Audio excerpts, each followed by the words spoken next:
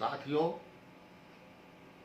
केजरीवाल का एक फैसला आया है कि अब दिल्ली के अस्पतालों में जो बाहर के लोग आने वाले हैं उनका इलाज नहीं होगा और केंद्र सरकार के अस्पतालों में ही उनका इलाज होगा।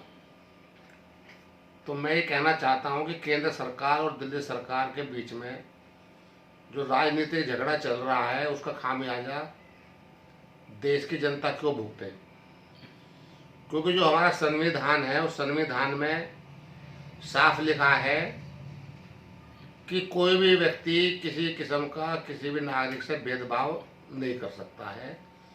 और उसमें यह भी नहीं लिखा है कि एक राज्य का व्यक्ति दूसरे राज्य में अपना इलाज नहीं करा सकता। अगर गोरखपुर का व्यक्ति दिल्ली आता है, अगर वो बीमार हो जाता है तो उसका इलाज कहाँ पे, गोरखपुर जाएगा कराने के लिए या उत्तर प्रदेश जाएगा। अगर दिल्ली का व्यक्ति मुंबई जाता है, अगर वह बीमार हो जाता है तो क्या दिल्ली में आके इलाज कराया जाएगा। तो जो संविधान के खिलाफ ये लोग काम कर रहे हैं ये गलत है। हम इसकी आलोचना करते हैं क्योंकि जिस संविधान को लेकर इसने केजरीवाल जी ने शपथ खाया था और आज ये उस संविधान को तोड़ने का काम कर रहे हैं।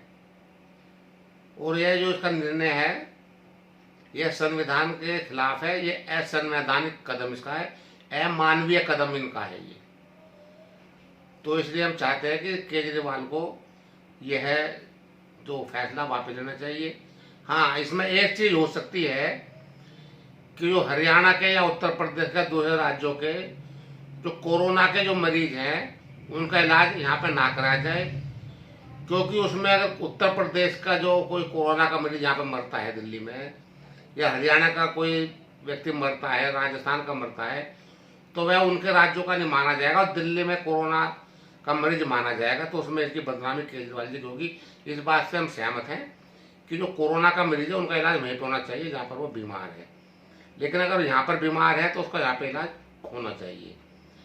इसी तरीके से अभी आज ही मनमाने फैसले किए जा रहे हैं। अभी आज एक फैसला डॉक्टर अम्बेडकर अस्पताल में आया है कि जो 62 साल से उम्र के ज़्यादा डॉक्टर हैं तो वह किसी मरीजों को नहीं देखेंगे।